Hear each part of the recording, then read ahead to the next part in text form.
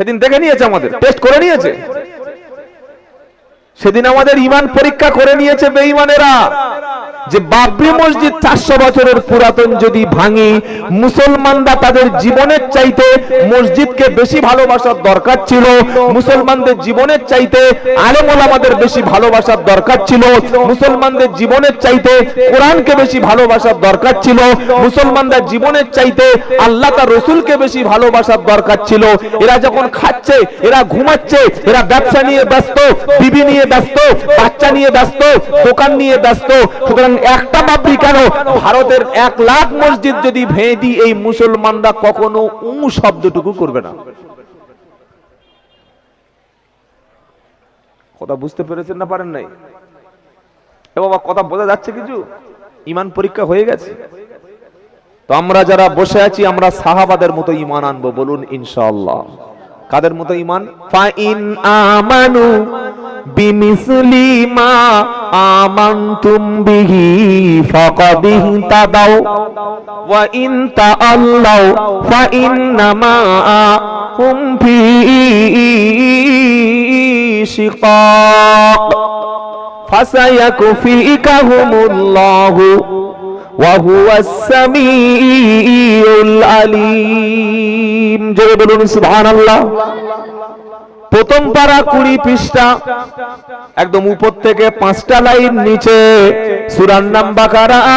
আল্লাহ পাক শোনাচ্ছে, ফাইন আমানু বিমিসলি মা আমানতুম বিহি ফাকাদ ইহতাদাও। হে মুসলমানরা, তোমরা শোনো, তোমরা যদি ঈমান আনো, কার মতো ঈমান আনবে? কার মতো ঈমান আনলে ওই ঈমানটা আমি আল্লাহ কবুল করব। কার মতো ঈমান আনলে মরণের পরে তোমাদের কবরটা জান্নাতের ঘর হবে।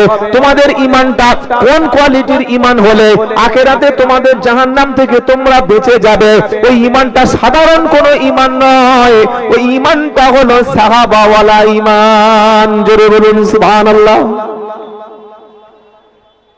কাদের মতো ঈমান বাবা? একটু জোরে বলেন, কাদের মতো? আল্লাহর নবী সাহাবারা সকলেই জান্নাতি। জোরে বলুন সুবহানাল্লাহ।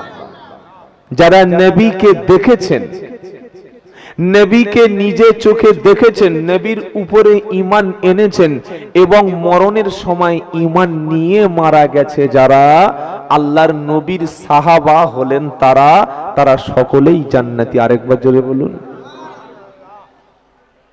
আচ্ছা, আমরা যদি নবীকে সকলে দেখতাম, নবীর উপর ঈমান আনতাম? নবীকে যদি এই যুগে আল্লাহর নবীকে আল্লাহ এখনো পর্যন্ত দুনিয়ার হায়াতে বাঁচিয়ে রাখতেন, জীবিত রাখতেন, আর নবী যদি আমাদের এই 18 বাকি এলাকায় আসতেন, ক্যানিং এলাকায় আসতেন, ঢুঁড়ি এলাকায় আসতেন, বাসন্তী বাজারে আসতেন, আমরা সবাইকে কি নবীর উপরে ঈমান আনতাম? হ্যাঁ বা না একটা শুনতে যাচ্ছি। এই বক্তব্য কিন্তু সকলের মাথায় ঢুকবে না, ভেবে বলবেন। সবাই কি নবীকে দেখে ঈমান আনতাম? আলেমরা নবীর ওয়ারিস, কোরআন আল্লাহর কিতাব, কোরআন আল্লাহর কালাম, মসজিদ আল্লাহর ঘর, হাফেজদের মধ্যে জীবন্ত কোরআন। এই আলেমরা জলসায় এসে যখন খুলে খুলে কোরআন থেকে কথা বলছে, নবীর ওয়ারিস মানে নবীর বাচ্চারা এসছে, নবীর সন্তান হচ্ছে আলেমরা। আলেমরা এসে যখন নবীর দেওয়া ইলম বিতরণ করছে, তখন যারা বসতে পেরেছে এই লোকগুলি শুধু ঈমান আনতো।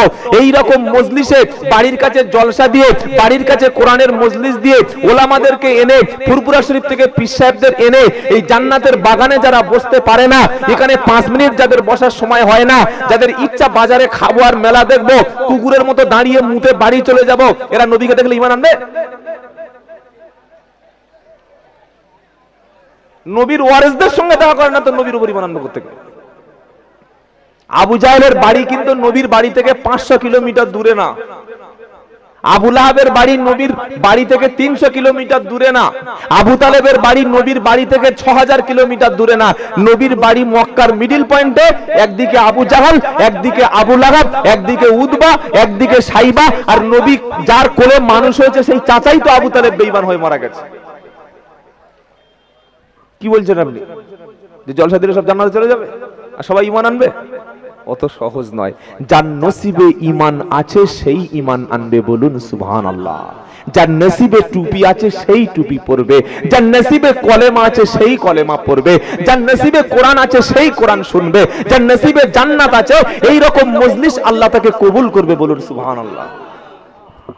সবার জন্য এই মজলিস কবুল হবে না, সবার জন্য ইসলাম কবুল হবে না, কোরআন সবার জন্য হেদায়েতের রাস্তা দেখাবে না, নবী সবার জন্য সুপারিশ করবে না। খালি বলছে আমি উম্মতে মুহাম্মাদি, বলছে নামাজ, বলছে আমার পড়া লাগে না, রোজা, বলছে পেটে গ্যাস, বলছে মেয়েদের পর্দা, বলছে বুড়ো হলে হবে।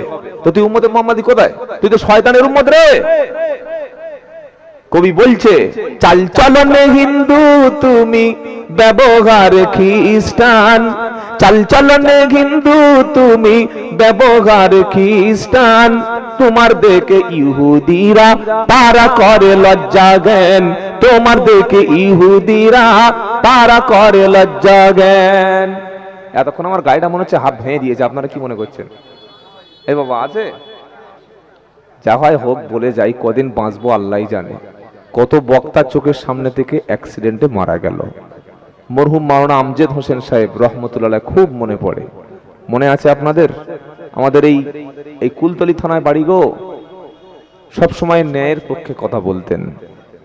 আমরা আমাদের কাছ থেকে গত মাসে হারিয়েছি বিশ্ববরেণ্য মুফাসসিরে কোরআন, আল্লাহর ওলি জনাব মাওলানা দেলোয়ার হোসেন সাইদি রহমতুল্লাহ আলাইহি, যিনি ফুরপুরার মেজ হুজুরের খলিফার সন্তান ছিলেন, বলুন সুবহানাল্লাহ। তাকে আমরা হারিয়েছি। হক কথা মানুষ এখন বলতে চায় না, বলা সহজ না, বললেও মানুষ মানবে না, বললে মানবে না।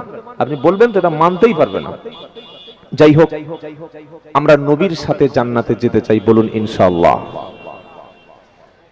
তাহলে আল্লাহ কি শোনাচ্ছে? ফাইন আমানু বিমিসলি মা আমানতুম বিহি ফাকাদ ইহতাদাও।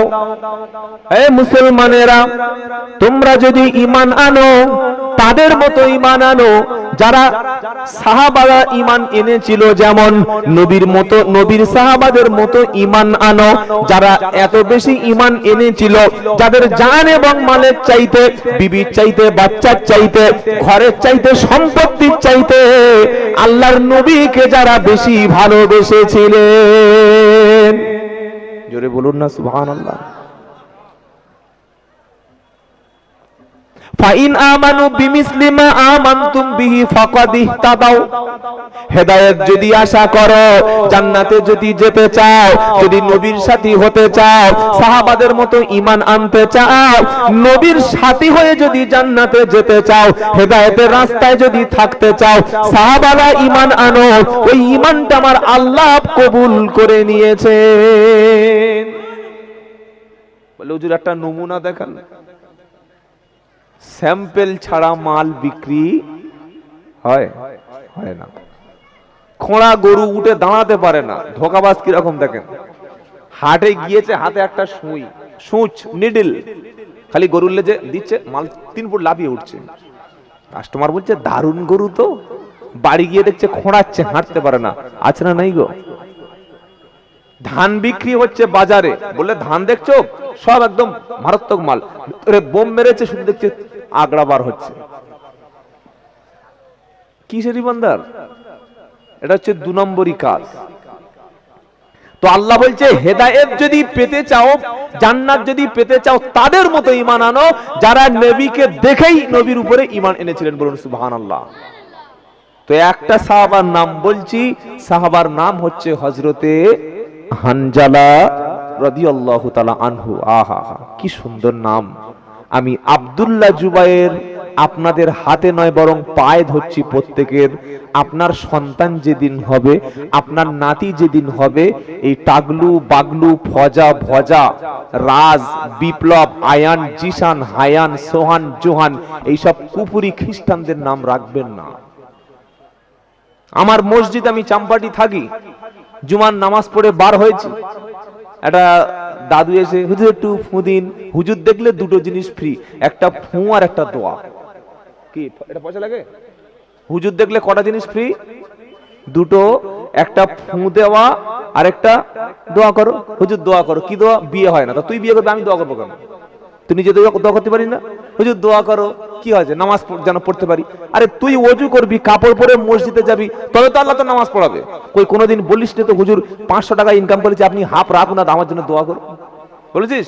ফ্রিতে যত দোয়া হয়, ডাক্তারদের কাছে প্রেসক্রিপশন লেখার সময়, ডাক্তারবাবু একটা ফ্রিতে প্রেসক্রিপশন করে দিন, দেবে না? দেবে?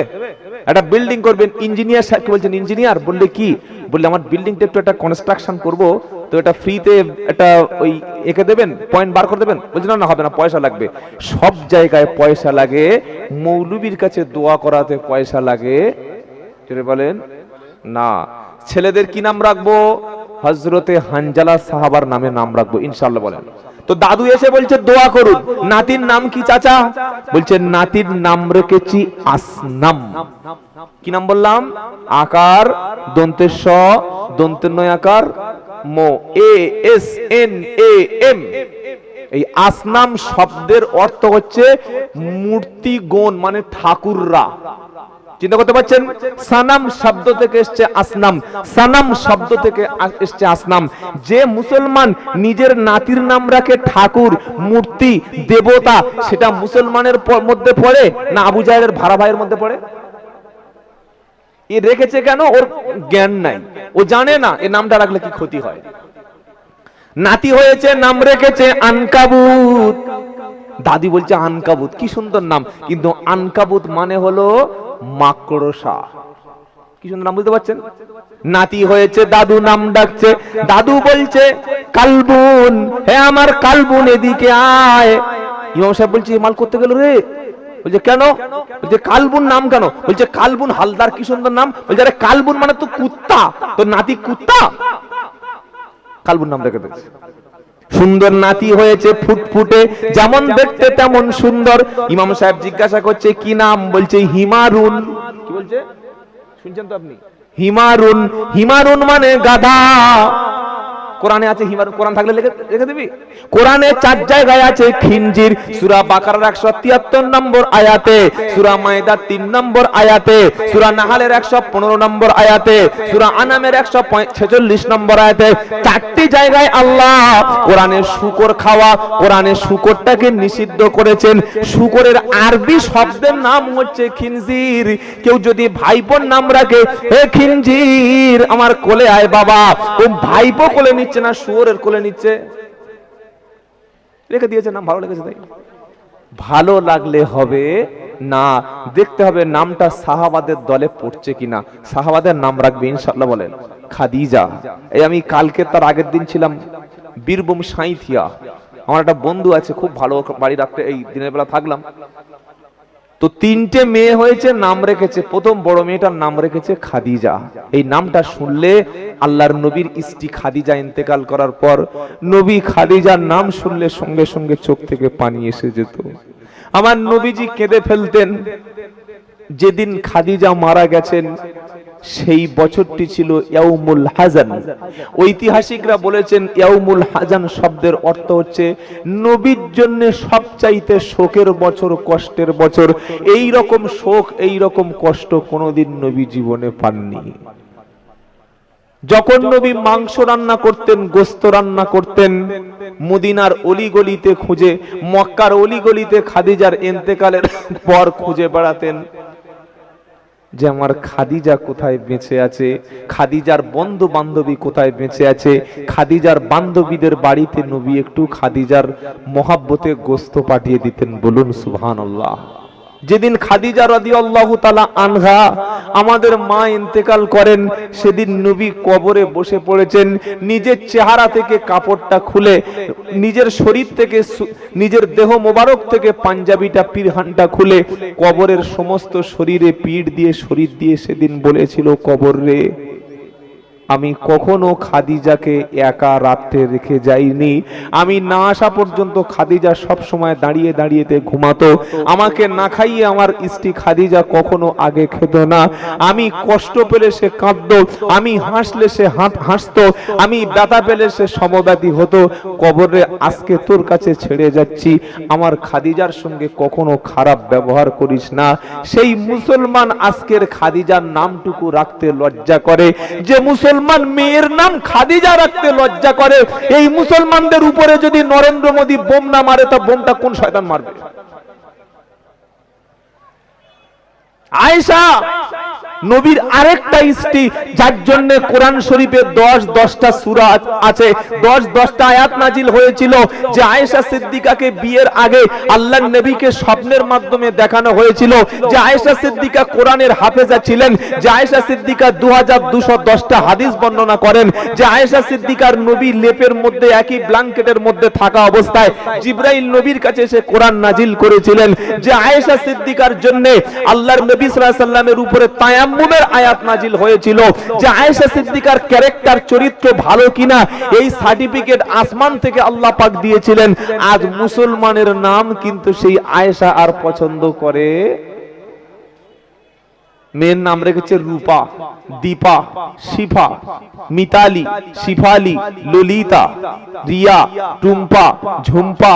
তো এই নামটা তুমি রেখেছো, রাখো। তোমার হাসর নাসর কিন্তু নবীর সাথে হচ্ছে না, এটা তুমি আজ থেকে লিখে রেখে যেতে পারো। যদি বলেন আব্দুল্লাহ জুবায়ের ভুল বুঝিয়ে যাচ্ছে, যে কোনো বক্তাকে জিজ্ঞাসা করবেন যে আমার কথাটা সঠিক কিনা। নবী বলেছেন মান তাসাব্বাহা বিকওমিন ফাহুয়া মিনহুম। তুমি যে কওমের অনুসরণ করবে, তুমি যে কওমের ইত্তেবা করবে, যাদের সুন্নাতটা তোমার কাছে ভালো লাগবে, নবীর সুন্নাত যখন ভালো লাগবে না, সাহাবাদের চরিত্র, বড় বড় ওলামাদের চরিত্র, দিনের বড় বড় রাহবারদের চরিত্র, আল্লাহর ওলিদের আখলাক চরিত্র, কোরআন হাদিসের ওলামাদের চরিত্র যখন তোমার ভালো লাগবে না, ইহুদি খ্রিস্টান যখন তোমার কাছে ভালো লাগবে, তাদের ড্রেসটা, তাদের খাবারের স্টাইলটা, তাদের বিয়ের তরিকাটা, তাদের চুল কাটার ডিজাইনটা, তাদের পোশাকটা যখন তোমার কাছে প্রিয় মনে হবে, দাড়ি তোমার কাছে ঘৃণা লাগবে, টুপি মাথায় দিতে লজ্জা লাগবে, হাঁটুর নিচে পাঞ্জাবি পরতে লজ্জা লাগবে, যখন বাড়িতে বাপ মাকে তুমি সম্মান করবে না, তোমার ঘরের মধ্যে নবীর সুন্নাত থাকবে না, তখন তুমি অটোমেটিক খ্রিস্টান হয়ে গেছো, ইহুদি হয়ে গেছো। তোমার লিঙ্গের আগা 17 বার মুসলমানি দিলেও মুসলমান হবে না। কবার দিয়েছে আমাদের? কথা বলো, কবার হয়েছে গো? কবার? একবার?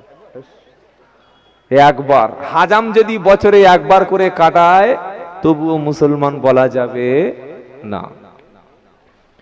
আল্লাহর নবী সাহাবা হানজালা রাদিয়াল্লাহু তাআলা আনহু কেমন ঈমান নবীর উপরে এনেছেন। ফজরের নামাজের আগে স্বামী স্ত্রী শারীরিক সম্পর্ক করলে গোসল ফরজ হয়ে যায়। ফজরের নামাজের একটু আগে আল্লাহর নবী জিহাদের জন্য ডাক দিয়েছেন, হে মুসলমান যুবকেরা, রোড অ্যাক্সিডেন্ট করে মরে কোনো লাভ নাই, ক্যান্সারে মরে কোনো লাভ নাই, আপনার ডায়াবেটিসে মরে কোনো লাভ নাই, ম্যালেরিয়া ডেঙ্গিতে মরে কোনো লাভ নাই। নিয়ত করো ইনশাআল্লাহ জীবন যখন একবার আল্লাহ রাস্তায় দিতে হবে, জিহাদের ময়দানে শহীদের মৃত্যু আল্লাহ যেন দান করেন। জোরে বলুন। শহীদের মৃত্যু অন্তরে আছে ইনশাআল্লাহ, শাহাদাতের তামান্না আছে ইনশাআল্লাহ।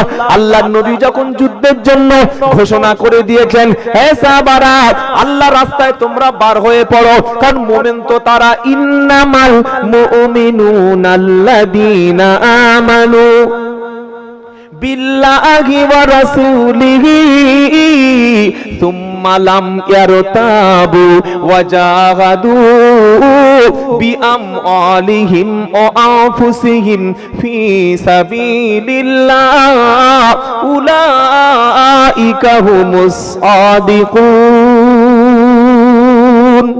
বলুন সুবহানাল্লাহ। 26 পারা সূরা হুজরাতের একদম 16 নম্বর 15 নম্বর আয়াতে আল্লাহ পাক শুনিয়ে দিচ্ছে, মুমিন তো সেই ব্যক্তিরা, ঈমানদার তো সেই ব্যক্তি, পাকা মুমিন, খাঁটি মুমিন হচ্ছে তারা আল্লাহ এবং রাসূলের উপরে ঈমান এনেছে যারা। জোরে বলুন। আল্লাহ এবং রাসূলের উপর ঈমান আনার পরে আর তার অন্তরে কোনো সন্দেহ থাকে না, তার যে পয়সা দিয়েছে, টাকা দিয়েছে, আল্লাহ যত সম্পদ দিয়েছে, এটা নিয়ে দিন প্রতিষ্ঠার জন্য, অন্যায় জমিন থেকে দূর করে দেওয়ার জন্য, সমাজ থেকে খারাপ বদদিন দূর করে দেওয়ার জন্য, ইনসাফ প্রতিষ্ঠার জন্য, সত্য প্রতিষ্ঠার জন্য, ইসলাম প্রতিষ্ঠার জন্য, মানুষ যাতে শান্তিতে বসবাস করতে পারে, এজন্য মাল এবং জান দিয়েছে যারা, আল্লাহ পাক বলছে ঈমানের দাবিতে প্রকৃত সত্যবাদী হলো তারা।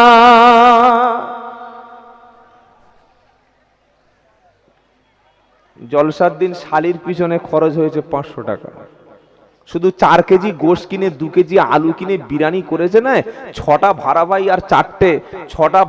আর 4টে শালা সন্ধি এসেছে, খাওয়া দেখে যা কার বলে, কুচে খাচ্ছে। কি বুঝলেন? কুচে খাচ্ছে। আর এই লোকটা মসজিদে জুমার দিনে গিয়ে 1 টাকা দান করছে, দেখেছেন না? এই আছে না নাই? 1 টাকা দান করা লোক এখনো আপনাদের 18 বাকি আছে? আছে না? লজ্জা শরম হায়া বলতে কিছুই নাই। 1 টাকা কোনোদিন দোকানে দাও, কোনো কাজ হবে না। ছেলেকে দাও, নেবে না। মেয়েকে দাও, নেবে না। একটু গরম পানির ব্যবস্থা করবে না, বা একটু চার ব্যবস্থা করলে হবে। জুমার দিন 1 টাকা দিলেন কিভাবে? মোমেন হচ্ছে সে তার নিজের সবচাইতে উৎকৃষ্ট বস্তুটা আল্লাহ রাস্তায় দান করে। যে বলুন সুবহানাল্লাহ। ফকির এসেছে, আপনি যে প্লেটে খাচ্ছেন তাকে সেই প্লেটে দেবেন নাকি ওই কলা পাতায় খাইয়ে দেবেন? কোনটা? সেই প্লেটে। কোন বিধবা মা আপনার বাড়ির পাশে এসেছে, আপনি তাকে ডেকে নিজের পাশে বসিয়ে যেরকম ভাবে আপনি খাচ্ছেন ওইভাবে তাকে খেতে দেন, আল্লাহ আপনার রুজির অভাব কোনোদিন রাখবে না। বলুন সুবহানাল্লাহ। জীবনে ফকির বাড়িতে খায় না, মিসকিনকে খেতে দেয় না, মাদ্রাসার ছেলেদের জীবনে দাওয়াত করে না, ইয়েতিম দুমুঠো ভাত তার কাছে পায় না, কেউ ক্ষুধার্ত হয়ে হাত পাতলে বাড়ি থেকে কুকুর তাড়া করে বার করে দেয়। ও টুপি খুলে বলছে হুজুর বললে মাথা এরকম নিচু করেছে। আর আমার মতো হারামখোর 50 টাকার লোভে এ ফুকে কাজাবে? বোকা কথাকার। কার মাথায় ফু দিচ্ছিস? ওর মাথাটা তো জীবনে মায়ের কাছে নিচু করে না, ওর মাথাটা জীবনে আল্লাহর কাছে নিচু হয় না। ও হারামখোর মদের থেকে মাথা নিচু করে, প্রতিটাখানায় মাথা নিচু করে, বেশ্যাখানায় মাথা নিচু করে, লটারির টিকিটের কাছে মাথা নিচু করে, জেনাখোরদের সঙ্গে বন্ধুত্ব আছে, ওর মাথায় হুজুর ফু দিয়ে দিচ্ছে 500 টাকার লোভে। 40টা 500 টাকা পার্টি আসলে ফুক দেওয়া পার্টি করা 1000 টাকা, তাড়াতাড়ি বলেন। এইরকম লাভ কেউ ছাড়ে নাকি? ছাড়বো আমি? ক্ষমা করবেন আমাকে। মাথায় ফু হুজুরের কবুল হবে তার যার উপরে আব্বা আম্মা সবাই রাজি আছে। বলুন সুবহানাল্লাহ। বাপ মা ছেলের উপরে আজকের বাপ মা ছেলের উপরে রাজি না। এই যত মুরব্বী বসে আছেন খবর নিয়ে দেখুন, 100-র মধ্যে 90টা ছেলে আজকে আমাদের কথা শোনে না। বাপ কি করবে? কিছু করার নাই, শুধু রকম বেঁচে আছে। আল্লাহ যে কদিন বেঁচে আছে এইভাবে চালাও। এটা মুসলমানের আদর্শ? কখনো না। ফকির মিসকিন আসলে আপনি খাওয়া দেবেন ইনশাআল্লাহ, বলেন। গরিব আসলে খাওয়া দেবেন, আল্লাহ রুজির সমস্ত বন্দোবস্ত করে দেবে। কারণ ইন্নাল্লাহা ইয়ারযুকু মান ইয়াশাউ বিগাইরি হিসাব। আল্লাহ কোরআনে যেখানে রুজির কথা আলোচনা করেছেন, বান্দাকে যেখানে রুজি দেবে বলেছেন, আল্লাহ সেখানে বলেছেন আমি বান্দাকে বিনা হিসাবে রুজি দান করব। জোরে বলুন। আমি আব্দুল্লাহ জুবায়ের বলছি, আপনার বোনকে মাঝে মাঝে দাওয়াত করে খাওয়াবেন, আপনার ভাইকে মাঝে মাঝে দাওয়াত করবেন, মসজিদের ইমাম সাহেবকে দাওয়াত করে খাওয়াবেন, পাড়ায় বিধবা মাকে দাওয়াত করে খাওয়াবেন, ইতিম বাচ্চা মাঝে মাঝে দাওয়াত করে খাওয়াবেন, গরিব মানুষ খেতে পারে না দাওয়াত করে খাওয়াবেন, তাকে খাওয়াবেন। যাওয়ার সময় তাকে বলবেন ভাই এই কষ্টে আছি ভাই, আপনি একটু আমার জন্য দোয়া রাখবেন। গরিব মানুষ খাওয়ার পরে আপনার জন্য দোয়া হাত তুলে করতে হবে না, ও খাওয়া শেষে মুখ দিয়ে হাসি বার হয়ে যাবে। ইতিম বাচ্চা খেয়ে মুখ দিয়ে হাত পা ধুয়ে কুল্লি ফেলে যখন চলে যাবে, কোন বিধবা মা আপনার বাড়িতে খেয়ে যাওয়ার সময় আল্লাহর কাছে বলবে রব্বানা 7 বছর স্বামী মারা গেছে, আমার স্বামী মারা যাওয়ার পরে কখনো গোশত খেতে পারলাম না, কারণ কে গোশত কিনে দেবে? আল্লাহ স্বামী মারা যাওয়ার পরে কখনো পুকুরের মাছ আমার নসিবে হলো না, আজকে যে আল্লাহর বান্দা আমাকে খাইয়েছে, আল্লাহ আপনি রুজির কষ্ট তাকে রাখবে না। বিধবা মা যখন দোয়া করবে, এতিম বাচ্চা যখন দোয়া করবে, আল্লাহ পাক এই বান্দার রুজির বন্দোবস্ত দুনিয়ার কোনো অফিস থেকে নয়, আসমান থেকে হয়ে যাবে। আমাদের বড় লোকেরা গরিবদের দাওয়াত করে তখন বাপ মরে গেলে কবর খুলতে হবে। যখন বড় লোকের মেয়ের বিয়েতে গরিব মানুষ দাওয়াত পাবে না। কেন দাওয়াত পাবে না? দাওয়াত করলে বড় গিফট আনতে পারবে না। বড় ডিনার সেট, কি বুঝলেন, শরবত set, dressing table, dining table এসব আনতে পারবে না। আর গরিব মানুষের পোশাকটা ভালো নয়। আমার বড় বড় বন্ধু আছে, তাদের স্ট্যাটাস অনেক বেশি, তাদের সঙ্গে গরিবরা একই মজলিসে বসলে আমার স্ট্যাটাস থাকবে না, সম্মান নষ্ট হবে। তাই আমার বিয়ে বাড়িতে যেন কোনো গরিব ঢোকার সুযোগ না পায়। এটা সমাজের চিত্র হচ্ছে না, হয় না? গরিব মানুষের বাড়িতে বড় লোক দাওয়াত পায় বিয়েতে, কিন্তু খুব হাই ফাই ক্যাটাগরির বড় লোকের বিয়েতে কোনো গরিব মানুষ দাওয়াত পায় না। আপনি গরিবের রাস্তা বন্ধ করেননি, জান্নাতের রাস্তা বন্ধ করে দিয়েছেন। আপনি ইয়েতিমদেরকে বাড়িতে আসা বন্ধ করে দেননি, জান্নাতের রাস্তা বন্ধ করেছেন। নবী বললেন, কোন ইয়েতিম বাচ্চার যদি মাথাও হাত বুলাও, ইয়েতিম বাচ্চাকে যদি লালন পালন করো, ইয়েতিম বাচ্চার যদি দায়িত্ব তুমি গ্রহণ করো, ইয়েতিম বাচ্চাকে যদি শিক্ষা দিয়ে বড় করো, ইয়েতিম বাচ্চাকে যদি তুমি কোলে তুলে আদর করো, আমি নবী মুহাম্মদ মুস্তাফা সাল্লাল্লাহু আলাইহি সাল্লাম আর ইয়েতিমকে লালন পালন করনে ওয়ালা দুজনে একই জান্নাতে একই সাথে থাকবো। একবার জোরে বলুন। এই বাবাজিরা, সোনারা লালেরা, এই শীতের রাত আসছে, আর কয়েক সপ্তাহ পরে প্রচন্ড শীত পড়বে। আশেপাশে যদি কোনো এতিমখানা থাকে, এতিমখানায় গিয়ে 10টা কম্বল দিয়ে আসবে, এতিমখানায় গিয়ে 10টা ব্ল্যাঙ্কেট দিয়ে আসবে। 200-300 টাকার জ্যাকেট পাওয়া যায়। তোমার আব্বার জন্য, আব্বার সোয়াবরেসানির জন্য 10টা জ্যাকেট তুমি এতিমখানায় দিয়ে আসবে। ওই এতিমদের শরীর যখন উষ্ণতা লাভ পাবে, এতিমরা কোরআন শরীফ পড়তে গিয়ে যখন আরাম ফিল করবে, আল্লাহ তোমার বাপের কবরে কিন্তু জান্নাতের চাদর তখন কবরে পরিয়ে দেবে। জোরে বলো। আপনাদের অসুবিধা হচ্ছে না তো? কারণ এতিমদেরকে যারা খাওয়ায় তারা হচ্ছে জান্নাতি ব্যক্তি। জোরে বলেন। কোথায় লেখা আছে? কোরআন। জান্নাতে আল্লাহ যখন মানুষকে খাওয়াবে, মানুষ প্রচুর খাওয়া খাবে, আল্লাহ তাদের খেতে দেবে, বলবে খাও। কুলু ওয়াশরাবু হানিআম বিমা আসলাফতুম ফিল আইয়ামিল খালিয়া। 29 পারা সূরা হাক্কর একদম শেষের অংশের একটু আগে আল্লাহ পাক শোনাচ্ছে, জান্নাতি মুমিন ব্যক্তিকে আমি আল্লাহ যখন জান্নাতে খেতে দেব, তাদেরকে বলবো কুলু ওয়াশরাবু, এ জান্নাতি ব্যক্তিরা তোমরা খাও এবং পান করো।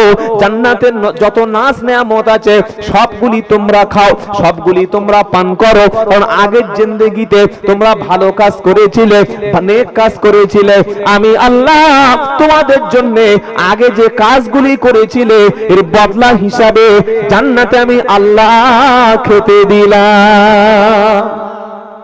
জোরে বলুন না সুবহানাল্লাহ।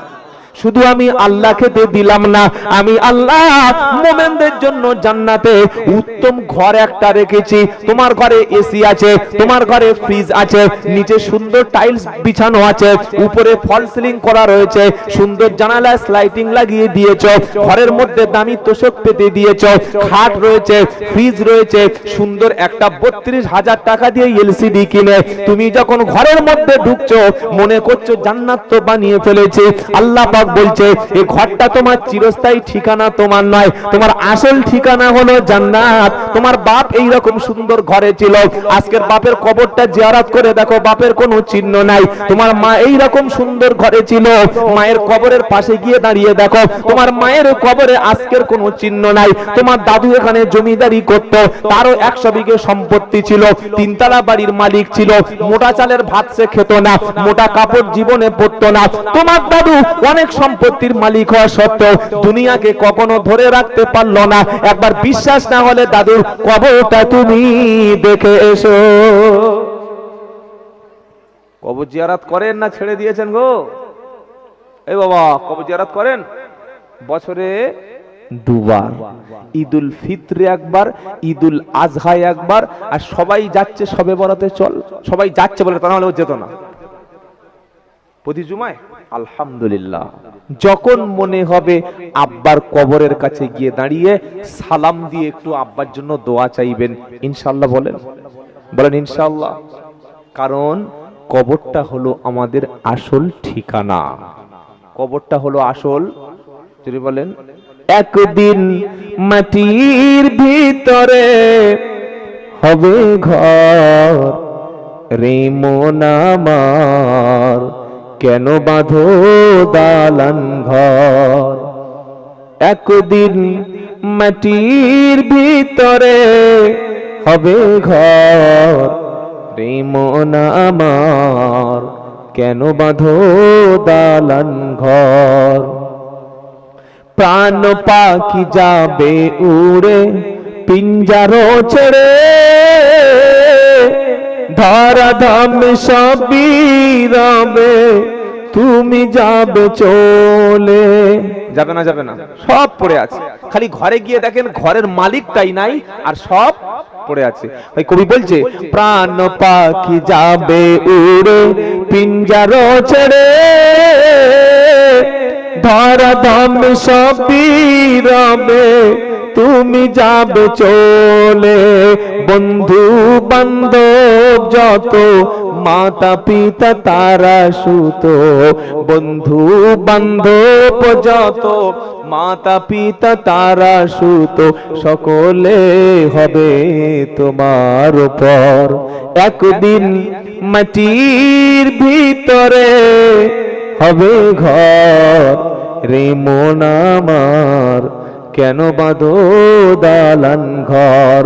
প্রাণ পাখি যাবে উড়ে পিঞ্জারো ছেড়ে, ধরাধাম সবই রবে, তুমি যাবে চলে।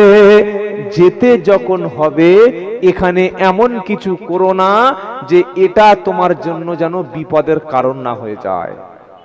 বাবাজিরা, সোনারা লালেরা, আসল ঠিকানাটা কবর। আসল ঠিকানাটা কি যদি বলেন? দেহর কোনো দাম নাই। দেহ দাম আছে?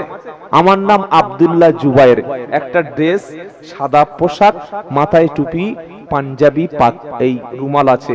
আচ্ছা বলুন তো, আজকে রাত 12টায় কিংবা 2টোর সময় যদি আমার মৃত্যু হয়, এই ড্রেসটা থাকবে না সম্পূর্ণ অন্য ড্রেস পাল্টে দেবে? এক সপ্তাহ পরে একটাও চামড়া ভালো থাকবে না, মুখে সাদা চামড়া থাকবে না, মাথার কালো চুল থাকবে না, হাড় হাড্ডি গুলো আলাদা হবে, কবর থেকে কোনো অস্তিত্ব পাওয়া যাবে না। এটা হয় না হয় না? জোরে বলেন। দেহ তোমার চর্মচার গলে পচে যাবে, শিরা উপশিরা গুলি ছিন্ন ভিন্ন হবে। দেহ তোমার চর্মচার গলে পচে যাবে, শিরা উপশিরা গুলি ছিন্ন ভিন্ন হবে। মুন্ডু মেরুদণ্ড সবই হবে খণ্ড খণ্ড, মুন্ডু মেরুদণ্ড সবই হবে খণ্ড খণ্ড।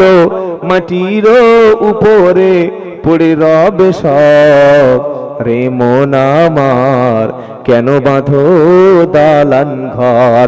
একদিন মাটির ভিতরে হবে ঘর, রে মন আমার কেন বাঁধো দালান ঘর। কবর জিয়ারত করবেন, আখিরাতের কথা মনে পড়বে, বলুন সুবহানাল্লাহ। তো যেটা বলছিলাম, জান্নাতীদের জন্য আল্লাহ জান্নাতে একটা সুন্দর ঘর তৈরি করবে। সুবহানাল্লাহ বলেন। ওয়াদাল্লাহুল মুমিনিনা ওয়াল মুমিনাতি জান্নাতিন তাজরি মিন তাহতিহাল আনহারু খালিদিনা ফিহা ওয়া মাসাকিনা তাইয়িবাতান ফি জান্নাতি আদন ওয়া রিদওয়ানুম মিনাল্লাহি আকবার, দালিকা হুয়াল ফাউজুল আযীম। আল্লাহু আকবার বলতে পারলেন না? 10 নম্বর পারা, 17 নম্বর পৃষ্ঠা, 14 নম্বর লাইনের 72 নম্বর আয়াত, সূরার নাম তাওবা। ওয়াদাল্লাহুল মুমিনিনা ওয়াল মুমিনাতু জান্নাতিন তাজরি মিন তাহতিহাল আনহার। আল্লাহ পাক বলছে, মুমিন পুরুষ এবং মুমিন নারী, ঈমানদার মুমিন এবং ঈমানদার নারীর জন্য আমি আল্লাহ জান্নাতের ওয়াদা করে দিয়েছি। যে জান্নাতের মধ্যে উত্তম ঘর দেওয়া হবে, জান্নাতের তলদেশে ঝর্ণাগুলি কুলকুল কুলকুল করে বয়ে যাবে। আমি জান্নাতি ঈমানদার ব্যক্তির জন্য আমি আল্লাহ সবচাইতে বেশি রাজি হয়ে যাব। আল্লাহ যদি রাজি হয়ে যায়, পৃথিবীতে কেউ রাজি না থাকলে কোনো যায় আসে না। আর আল্লাহ যদি না রাজি করাতে পারি, আল্লাহকে যদি রাজি খুশি না করতে পারি, সবাইকে রাজি করিয়ে কোনো লাভ হবে না, আপনি এই জলসা দিয়েছেন, শুনতে এসেছেন, এই বয়স হয়ে গেছে, খালি বাড়িতে বসে বসে একটু ভাবুন, এই বয়স পর্যন্ত আমি আমার আল্লাহকে রাজি খুশি করতে পেরেছি তো?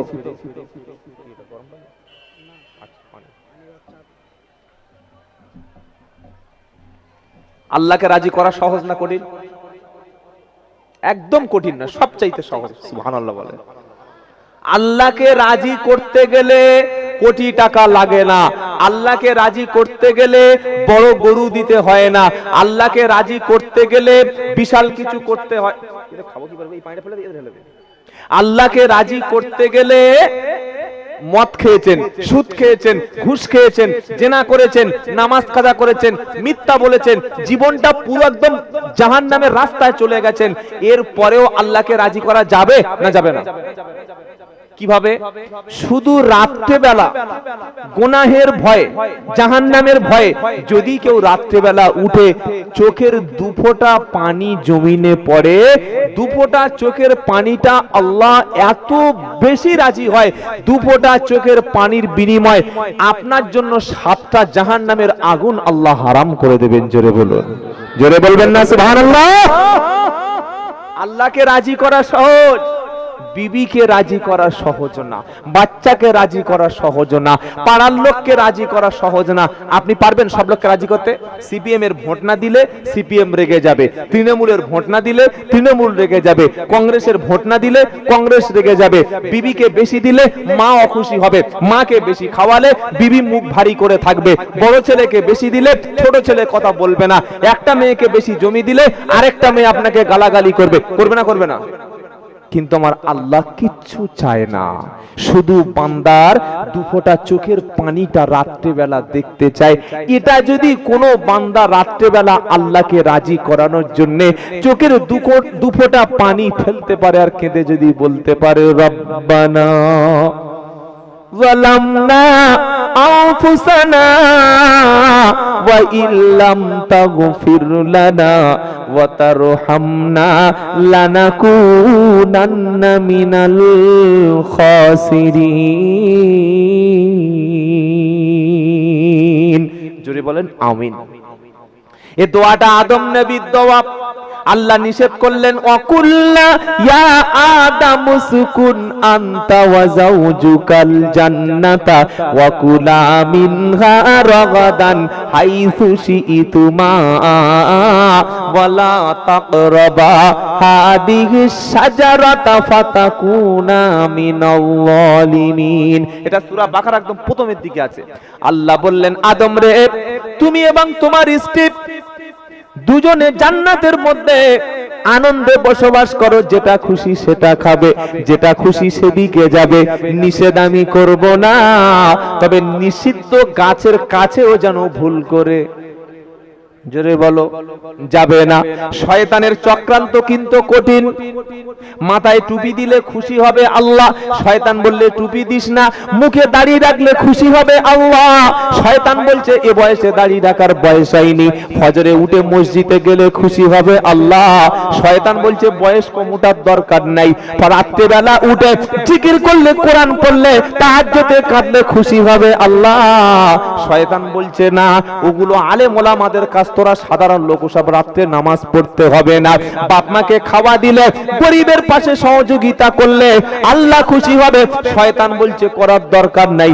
আল্লাহ বলছে হালাল ব্যবসা কর, শয়তান বলছে সুদের দিকে পা বাড়া, বেশি মাল উপার্জন হবে।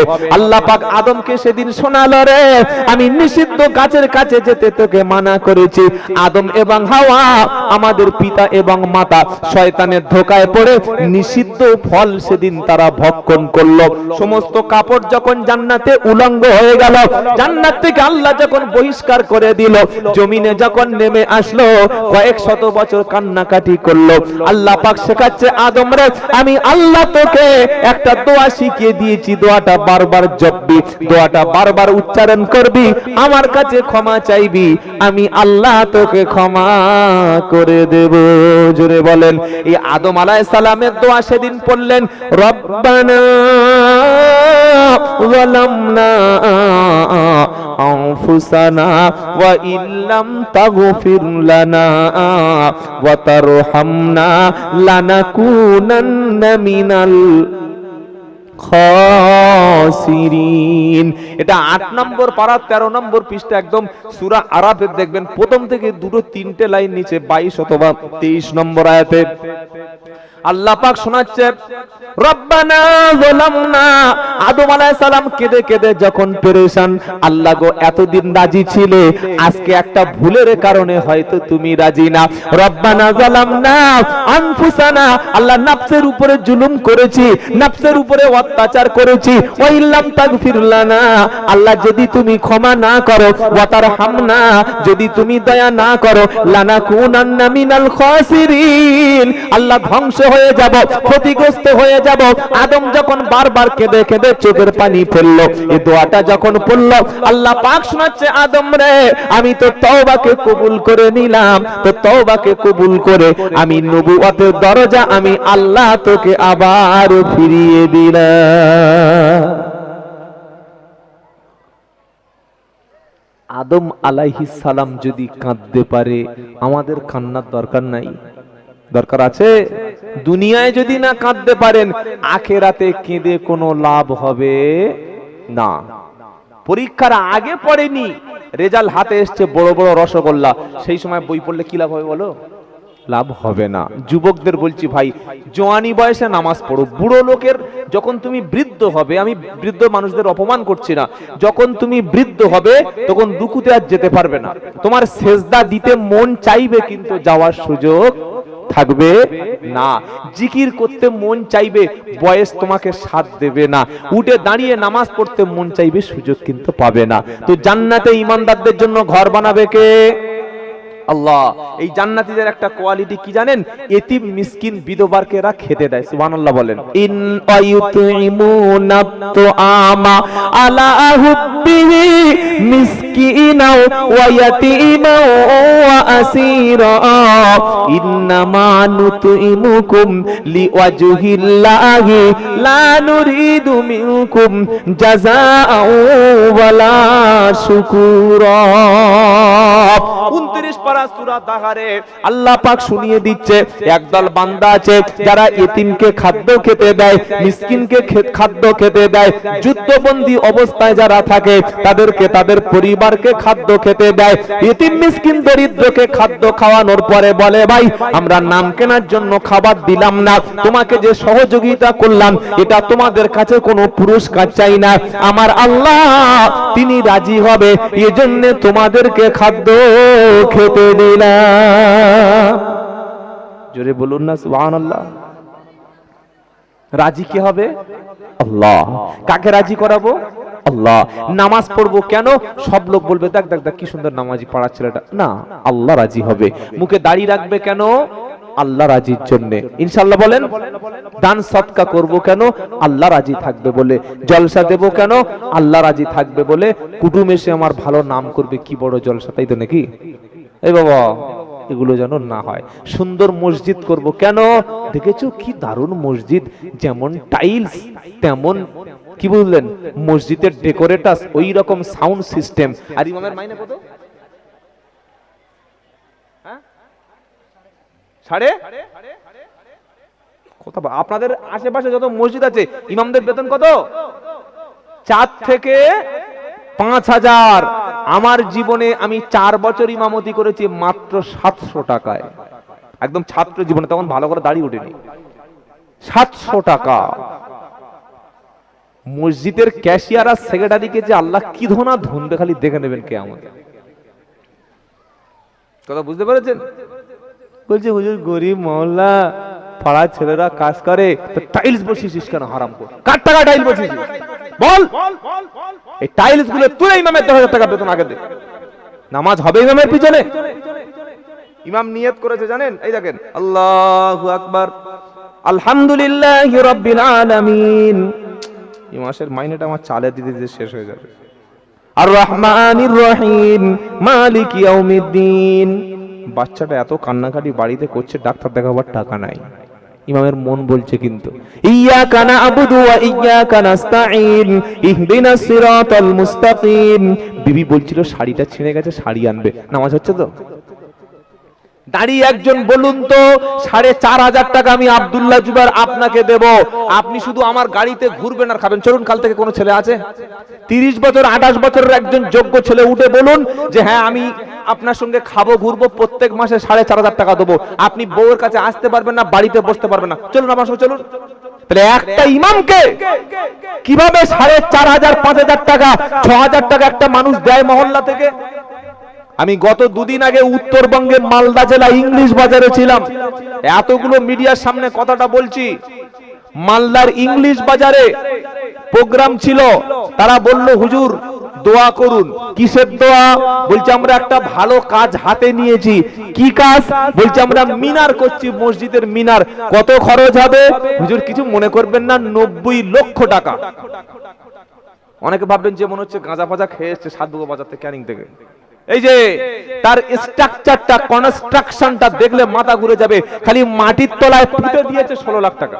মাটির তলায় 5 তলা ভিত হচ্ছে মিনারের, প্রত্যেকটা টাইলস দিয়ে পাথর দিয়ে, প্রত্যেকটা ফ্লোর আলাদা, মাঝখানে ঘুরন্ত সিঁড়ি দিয়ে 4 তলা মসজিদ, 5 তলা মিনার, 90 লক্ষ টাকার বাজেট। বলুন তো এই 90 লক্ষ টাকাটা সমাজের কি কাজে লাগবে? এই 90 লক্ষ টাকাটা থাকলে কমপক্ষে 50টা MBBS ডাক্তার করানো যেত। এই 90 লক্ষ টাকা থাকলে আমার ইমামকে 10,000 টাকা মাসে মাইনে দেওয়া যেত। এই 90 লক্ষ টাকা থাকলে কমপক্ষে 50টা রোগীকে সুস্থ করানো যেত। 90 লক্ষ টাকাটা থাকলে কমপক্ষে পাড়ায় গরিব মানুষ যারা সুদ খাচ্ছে, সুদের ছোট বাপ মায়ের সঙ্গে জেনা করা